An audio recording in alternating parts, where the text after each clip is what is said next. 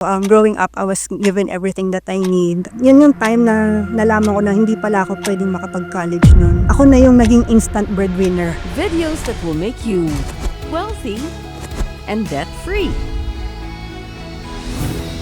Makakasama natin ang Iponari of the Week. Siya po ay taga Quezon City, founder of Bill Week Academy. Let's welcome Mary Grace Parazo. Hi Mary Grace! Thanks for having me. Yeah. Talagang sobra akong excited. Napakaganda ng inyong ginagawa. Tell us more about ano ba tong negosyo niyo? Itong negosyo namin, parang binibigyan namin ng opportunity yung mga students namin to learn how to bake and cook, and then we also teach the business behind it. Oo, so parang nagtuturo talaga kayo ng negosyo. Yeah. Kung paano mag-umpisa ng sarili negosyo pero sa pamamagitan ng pagkain. Oo, alam mo, sa totoo lang ang negosyo na talagang walang kalugi-lugi, yung mataas na tsansa, siyempre pagkain. Kasi everybody eats, di ba? Oo, necessity siya eh. Yes. Oo. Pero paano nyo naumpisahan to? Paano nyo naisipan na paano magturo? May hugot yan eh. Nung bata kasi ako, I was given everything that I need. OFW yung dad ko. Seaman siya and then radio operator. And then nawalan siya ng work. Then hindi na siya nag-upskill. Wala na siyang ibang alam na gawin. Tapos yung mom ko, housewife, and wala na kaming ibang source of income.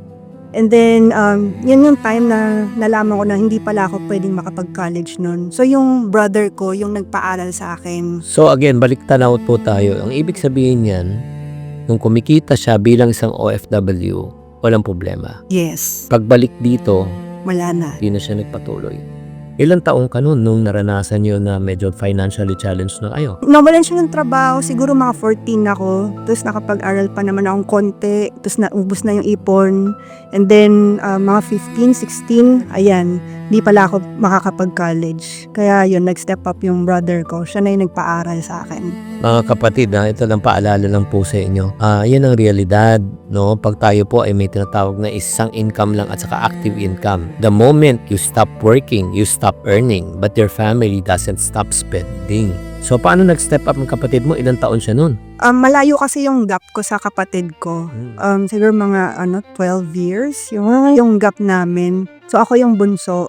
So, that time, may trabaho na siya. Seaman din siya, tapos yung pinaaral niya ako hanggang sa makatapos ako ng college. Anong pakiramdam nung panahon na sinabi sa'yo hindi ka na kayang pag-aralin? Siyempre nalungkot ako noon. Grabe, parang one day okay naman kami, tapos biglang ganun. Kasi hindi naman nila sinishare yung problems nila sa amin eh. Tapos malaman ko na, hala, hindi na pala ako pwede makapag-college. Ganun na pala yung sitwasyon ng time na yon. Kaya, ayun, sobrang lungkot ko. Ano nang gagawin ko? Kaya guys, ito lang po bilang mga magulang ngayon, sana naman po, huwag nyo ikubli kung ano man yung mga pinagdadaanan nyo. Kailangang ipaliwanag nyo. Ito na yung pinagdadaanan natin, ito yung tumigil ng kita, ito na lang yung ipon, kailangan maghina-hinay tayo at kung hindi ka naman namin kaya, at least di ba alam mo? Okay, so nung nakapag-aral ka, nakapagtapos, what happened next? Nung pagka-graduate ko, nagkaroon naman na ako ng trabaho agad sa BPO company. Tapos, ako na yung naging instant breadwinner sa amin. Nalipat naman sa'yo. Oo, kasi yung brothers ko, May pamilya na. ng family. Oo. Tapos ako yung bunso, ako na naiwan. Naipasa na sa'yo eh.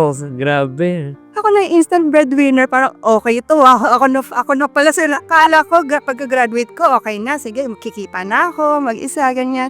Pero hindi pala sa akin pala nalipat. Ay. Kaya, ayun, medyo lahat cargo ko. Ay nako, alam mo mga kapatid, ayan na naman po tayo, ito tinatawag natin na sandwich generation. Ang ibig sabihin po ng sandwich generation is yung magulang dahil sa hindi nakapaghanda, aasa sa anak. Sana naman maputol po dyan kasi pagka pinasa na naman natin, the cycle continues. So during that time, paano mo pinagkakasyang kita mo? Yung kita ko noon, meron na siyang kanya-kanyang envelope sa mga pills. Galing nga. Nung time na yun, Nagturo sa'yo. parang na-realize ko lang siya na kailangan meron na talagang set na amount. Kasi nung nalaman ko nga yun, parang nag-research na rin ako kung paano ba. Tapos yun, every sweldo, Wow. naka-segregate na siya. Okay. Tapos nun, kasama yung medicines, maintenance ng parents ko. Tapos nun hanggang sa nagkasakit-sakit na rin sila. One of the lowest points of my life talaga, yung napunta yung mom ko sa ICU ng almost 2 months. Siyempre, sobrang mahal nun. 'Di ba? Tapos nung natulog lang rin ako sa hospital floor. And yun yung time na sabi ko na parang hindi na pwede tong ganito. I have to do something about it. Na ayokong maging retirement plan yung mga anak ko. ganyan. Kaya ayun, naghanap ako ng ibang way on how to earn, hindi lang yung dun sa existing job ko. So maaaring mong sabihin mo na yan na naging turning point ng buhay mo para nagising ka sa katotohanan na hindi po pwede ganito. So alam mo, lahat tayo may pinagdadaanan tayo. Okay, Mary Grace yan ang turning point. Ang tanong ko sa'yo, ikaw ba may turning point na? At wag mo man sanang hintayin na magkaroon ka ng turning point bago kami gawin. So anong diskarte na ginawa mo? Mahilig kasi akong kumain. Ato na tayo. Oo, ito na Oh. Mahilig akong kumain. Pati yung husband ko, paborito ko yung cheesecakes that time. So sabi ko, why don't I start mag-bake? Tapos, ayan, nasarapan naman sila, yung mga ka-office mates ko. And then I started selling. So bumili naman sila. Sabi ko, parang okay ito Parang ito na yung pagkakakitaan ko talaga. Tapos nag-workshop na rin ako and also studied culinary. Tapos na napansin ko rin yung mga classmates ko baking from different provinces. Tapos punta sila dito sa Manila just to learn. Oo. Tapos pati yung mga instructors din, galing din sa ibang bansa, galing isang probinsya. Tapos they go here just to teach. Kaya yun, since IT yung background ko, sabi ko, why don't I bridge the gap between the students and the instructors for a more convenient way of learning? Kasi problema ko rin yan Kasi nag-work nga ako sa BPO, diba? So, I have to file a leave, tapos ng traffic, tapos iiwan ko pa yung anak ko sa bahay. Para mag-aral. Para lang mag-aral. So anong idea na naisip mo? Ayun, online learning platform for baking and cooking classes. Wow. O ito guys nang dahil nga sa isang problema, naghanap siya ng solusyon, ngayon, naging pagkakataon. So, nung naumpisahan mo yung idea na yon, yung paggagawa ng mga online classes sa pagtuturo ng baking, ano po ang naging experience nung nag-umpisa ka? Medyo mahirap siya. Akala ko nung una, madali lang, pero mahirap pala. Kasi introvert talaga ako. Ayoko nag-a-approach ng mga tao, pero lakasan ko lang rin yung loob ko. Na yung nag-umpisa akong mag-invite ng mga instructors ng mga magagaling. Sila yung inuna kong i-invite. Noong time na yon, hindi pa nag-start yung site. May mga nagtiwala naman. I'm very thankful for that. Na-start namin. So, kailan kayo nag-umpisa? We started January 2018. Oh, 2018. Oo. Kailan siya nagkaroon ng tinatawag ng awareness at ng breakthrough? Nung nag-umpisa, can you walk us yung first month, second month, kung ilan yung mga nag-enroll? Yung mga subscribers. Ang ginawa ko nun, bago pa namin i-launch, umattend na ako ng mga iba't ibang events and workshops. Nagpa-sign up na ako. Nanigurado ka na, oy, gusto mo matuto? Oo. Pinapalang ko na yung mukha ko nun. Kasi kailangan ko So nagpa-sign up na ako. So kahit na isang form lang yun, isang page lang na So, sa inyo interesado? Oo, yan. Mga baking groups. Galing. Tapos on the first month ng launch namin, akala ko, okay, ang dami nang mag-i-enroll kasi may mga naka-sign up na Ano nangyari? Ay, wala. Kasi hindi naman ako kilala. Bago pa lang ako. Yun. Walang nangyari. Siguro mga 3 days. Akong refresh na sa cert number, walang pumapasok. I'm sure na nadidisappoint ka nun. Oo. So parang, mali yata itong pinasok ko. Ang dami ko nang ininvest na pera dito. Tapos nun wala. Pero pursige lang rin ako. Continue lang rin ng post sa mga groups. Dati lurker lang ako. Pero nagsipag akong mag-post. Ayun, hanggang sa nakita na rin. May nag-enroll na isa. Wow! On the third day. Di tuwang-tuwa ako. Yung binili lang niya nun, 1,500 na birth na class. Tapos, yung feeling ko nun, parang milyonaryo na ako. Sabi ko, ito na, tuwang-tuwa ako nun. Kaya yun, naging happy naman ako. And then, nasundan na ng nasundan. Dati kasi, 2 instructors lang kami nag-start. Tapos hanggang sa, na-invite ko na rin yung iba. Kasi yung, ang dami kong invitations, konti lang yung nag-reply. Konti lang yung pumayag. So, daming decline. Nung dumami na rin yung mga instructors namin, dumami na rin yung mga enrollment. Wow. Kailan kayo nagkaroon ng tinatawag na breakthrough? Kasi alam mo sa negosyo, meron tayong tinatawag na break-even. Ang ibig ng break-even, kailangan meron kang ibenta certain volume para ikaw mag-survive. Pagkatapos ng break-even, nagpa-profit ka na. Kailan mo tinamaan na sinabi mo, oy, nagbe-break-even na ako? Yun yung time na pumasok na yung si Chef Joey Prats. Kasi na-convince ko siya na mag-join sa platform namin. And marami siyang followers and kilala siya talaga sa industry. So, nung pumayag na siya finally, dumami na rin yung mga subscribers namin and dumami na rin yung enrollment. Nasabi ko na may patutunguhan tong pinaggagawa ko. Anong taon yan? 2019. 2019. Yes. Oo. And then, ang nangyari po niyan, mga kapatid, noong 2020, pumasok po ang pandemic. Lahat po ay nasa bahay, walang ginagawa. Lahat po hindi makalabas. Lahat po ay interesado na mag-start ng panibago. Ano na nangyari, Mary Grace, noong 2020 sa business mo? Nag-boom na yung negosyo namin, na dumami na talaga yung mga subscribers namin. And since lahat nga ng mga tao nasa bahay, ito na yung parang nagsilbi sa kanilang hope na meron pa pala silang magagawa sa buhay nila. Kasi yung iba nawalan ng mga trabaho. Oo, walang pagkakakitaan. Oo, wala ng ibang pagkakakitaan. So ito, we're really not just selling yung online class mga ganyan. We're selling education and hope para sa mga taong feeling lost, diba? Na hindi na nila alam kung ano yung gagawin nila sa buhay. Na eto, meron pa palang ibang way. Na pwede pagkakitaan. Oo nga. Kasi pagkain, pwede negosyo yan eh.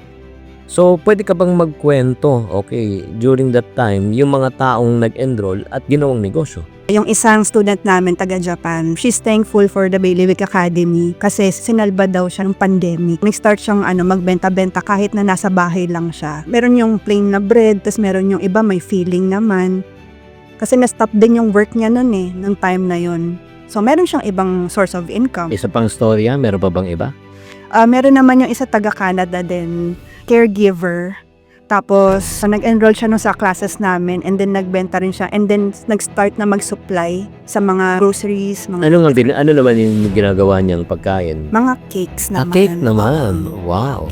Speaking of cakes, di ba may cake dito at saka may bangus na gourmet? Pakipaliwanag lang kung ano itong mga to. Ito gawa rin to ng mga students namin. So meron kasi kaming class na salted caramel cake nito. Tapos ito naman, may class din kaming gourmet in a bottle.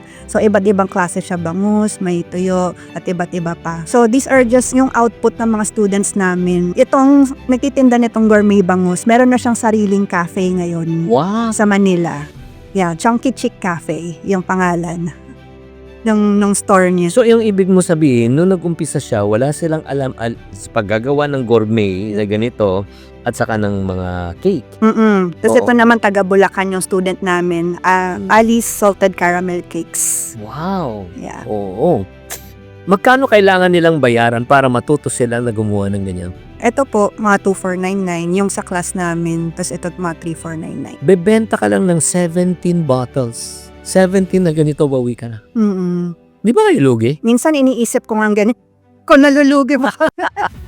Pero hindi naman, sa students naman namin, kapag nag-enroll sila, unlimited access na sila sa classes. Wow. Pwede nilang ulit-ulitin din. For life? Yes. Wow! Ang kagandahan pa dito, di ba? Anywhere, anytime, any place. Kasi kahit Luzon, Visayas, Mindanao, and overseas, pwede silang mag-attend. Meron lang talagang specific guide na mapapakita nila, yung step-by-step guide kung paano, anong ingredients lahat. Yes. At hindi lang yan. Yung mga nagtuturo, sino? Sila Chef Joey Prats, Chef RV Manabat, Chef Chona, Garcia Loretta, Chef Him Uy de Baron. Sa mga experts din in the industry. Him de Baron, di ba yung kapatid ni Harvey de Baron ba yun? Magagaling na chef talaga yun. Oo. Uy, ano yan sa mga sa 5-star hotels mga yun? Yes. Wow, they're willing to teach for that. For that price, di ba? Parang may mali. Napapayag ko sila. Parang may mali. Sobrang baba.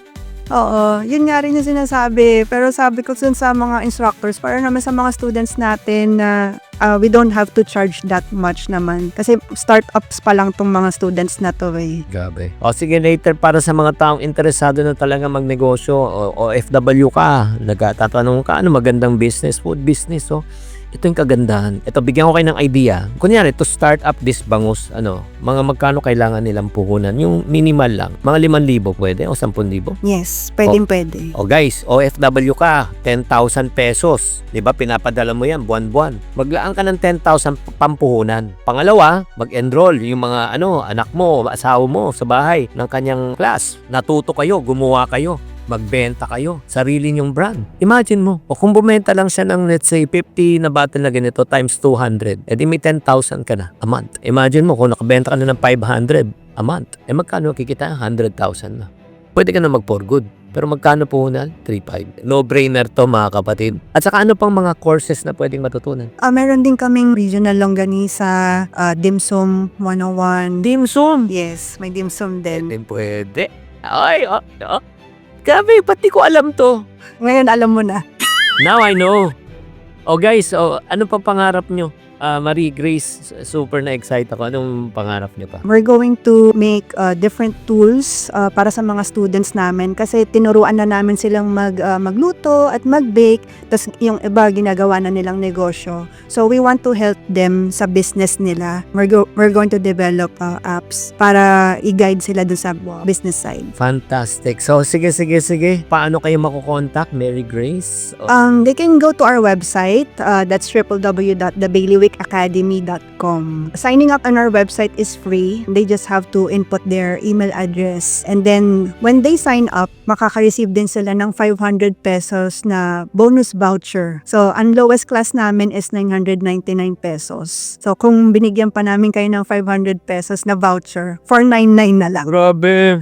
Diba? That's on your first class. Punta lang kami sa website namin and pili lang kayo ng class na gusto ninyo. Bailiwick. Ba't Bailiwick? It means expertise or baluarte. So, we invite experts in the industry to teach in our platform. Grabe. Ano pang hinihintay niyo mga kapatid? Kumain na tayo. Aside from pagkain, seriously speaking, this is one of the best ideas that comes out from my show. Kaya kung gusto niyo matuto, please check it out, Bailiwick Academy. Alam mo, the worst na mangyayari sa'yo, natuto ka magluto para magluto ka sa bahay. Diba? Wala ka pa rin lugi. Yes. Thank you very much, Grace, Mary Grace, for sharing. Welcome. And I Thank pray, you, Chinky. ang prayer pa talaga, lalo pang dumami ang mataang matutulungan ninyo.